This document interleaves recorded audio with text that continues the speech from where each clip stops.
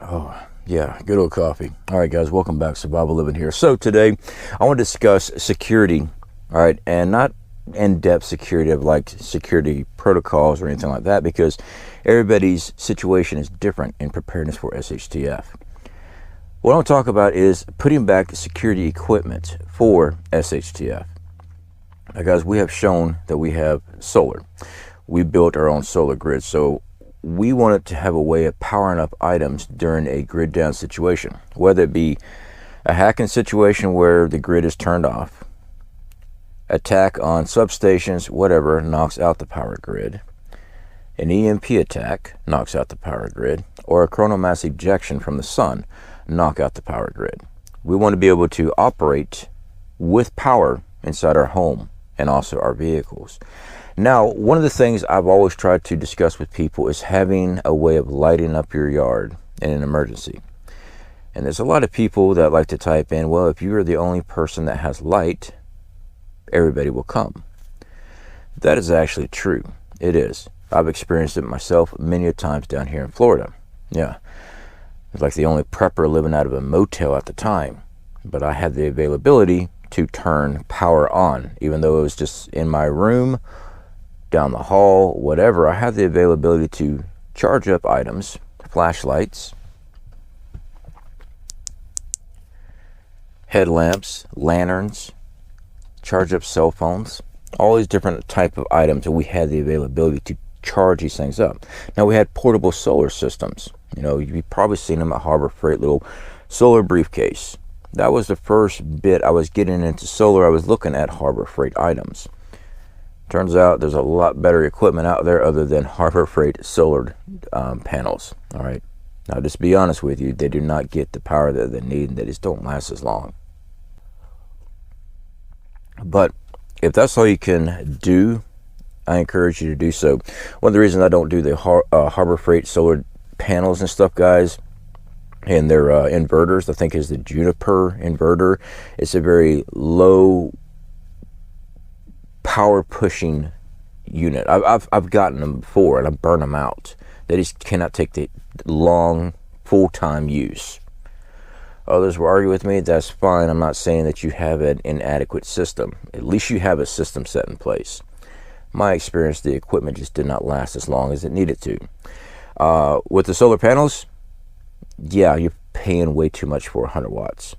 All right, you can go on Amazon and buy 100-watt panels for about $86, and it's all in one panel instead of 4 panels of 25 watts a piece that don't get 25 watts each. Those are lessons that I've learned. It took years to figure it all out. I'm hard-headed. I was just happy to have solar, and then I upgraded to better systems. Now, when it comes to grid down scenario, guys, I want people to be able to be prepared for the masses coming to your doors. Like, let's just say you have power. You turn on a light, everybody at night sees it. They have power, but I don't hear a gasoline generator. Or maybe you do have a gasoline generator. Gasoline generators are extremely loud, but you can only store so much fuel. All right. Fortunately for us down here in Florida, a lot of people have gasoline generators because of the hurricanes. What is unfortunate is that this is a very low wage area. It's a tourist town. Everybody has to work multiple jobs to pay bills, pay rent. It takes 2 people to run a household. Yeah. And unfortunately, drugs and theft runs rampant. People will steal your fuel. People will steal your generators. People will just steal whatever. If you leave something on a porch and it's not nailed down, give them 2 days and not being home, they'll make sure they pull up the nails too. Yeah. So what we have here, guys, this is a Faraday defense bag. This is an old one. I mean, I've been using this stuff for years, ever since we got affiliated with Faraday Defense. This is an EMP CME proof bagging. That's what this is. Inside of it has a security camera.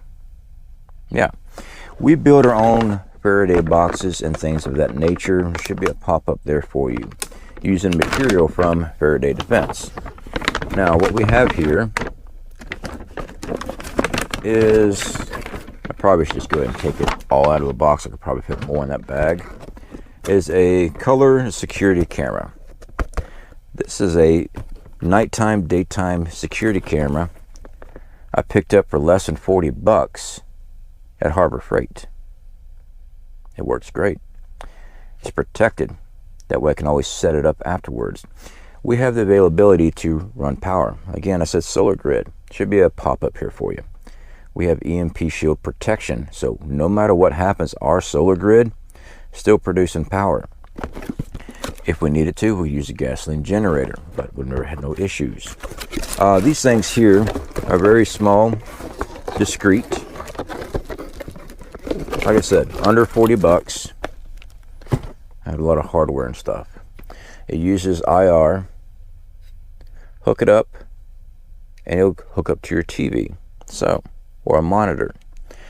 So, a TV or monitor. So now you need to build another Faraday box. If another Faraday cage, you need to put that TV or monitor this hooks up to inside a Faraday cage. So when the grid goes down, let's say it's an EMP or coronal mass ejection. Electronics are gone. They're fried. The only electronics you have is anything that you protected. You have safe. Now, if you have EMP shield whole home, should be a pop-up there for you. You actually hook that up inside your home. Anything plugged into that will be protected. So you won't need to build a specific Faraday cage for them. All right. Or if you don't want to go those routes of EMP shield, start building Faraday cages. But if you don't have a way of generating power, you can have all the electronics in the world you won't in Faraday cages, but you have no power to turn anything on. So I do push on EMP shield. Like our solar grid, our vehicles, we have all those things protected so we can actually use them. So a whole home unit, you can actually leave all this stuff plugged in and you'd be fine, as long as you have a whole home hooked up. I like putting the extra things in Faraday cages as my backups. This is a backup. You know, I recently was over there on my Frugal TV and I was talking about, someone asked about security and stuff. I said, I don't film our security. I don't film our security cameras, systems, anything. You're right. This is a backup system. This is a single backup camera that goes in a Faraday bag. What is the mantra? 2 is 1 and 1 is none? Just because I have a security system on the house and property, and anything can happen to it. If I see security systems and let's say I want to go take someone's stuff, I'm going to take out that security system. I want to make sure that they know I'm in that location over there while I'm coming up from the other side. But I want to make sure my decoy goes off there, hits that security camera, and that's where they'll be watching. They're not watching from the backside. But just depends on what type of tactic you're going to be using for whatever scenario. That's just a example. Whoops. It's just an example. So having a way of being able to see at night, floodlights yards, IR systems on cameras. We've done reviews and stuff on IR binocular sets, night vision binoculars, all these things so you can be able to see. But to be able to see, you need to have your stuff protected. Again, Faraday defense bags, EMP shield for your grid. Having a way of powering these items up gives you an advantage in SHTF. I don't want to be on the same playing field as the enemy when it comes to protecting my family. And I don't think you want to either. Grid goes down, I want to be able to see my threats coming. I don't want to be in the dark with a flashlight. Well, actually, I do want to be in the dark with a flashlight. But I don't want to just have this. All right, I want to be able to flip a switch, floodlight my whole yard and whatever other systems areas I want to do. Yeah, you could put up a light pole anywhere and put on a toggle switch, flip switch that you can hit a light switch and light up a yard. All you have to do is do the work. You can make your own kill boxes, places that looks like it'd be a good place to come in, and you've got set up with IR lighting that they can't even actually see. But if you got an IR optic, you can actually look into that area and it's all lit up for you and you can see everything they're doing. Yeah, I want to encourage you start putting preps back. Again, this is a Harbor Freight camera. That's what this is. This is, it was $40 for this camera system. Is this what we use on the house? I don't know.